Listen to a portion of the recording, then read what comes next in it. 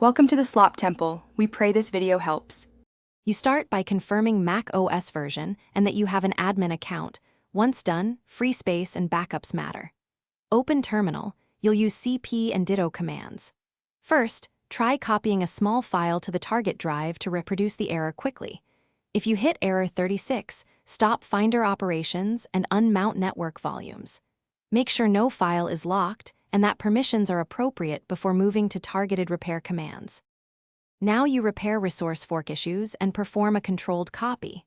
Run .clean on the folder. This removes problematic hidden files that cause error 36. Once .clean completes, use ditto to copy recursively and preserve attributes. Ditto is more tolerant than Finder. If permissions block the operation, adjust ownership with sudo chown-r and set modes with chmod. After each step, attempt the copy again to see whether the error persists before escalating to disk checks. Finish by verifying disk integrity and trying alternate paths. Run disk utility first aid on both drives to repair file system errors, then try copying in safe mode to minimize interference from login items.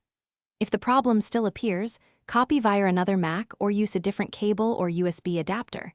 This isolates hardware faults. As a last resort, archive files into a compressed tar or zip, reformat the target drive, and extract there. If issues remain, the key tip: test with a single small file.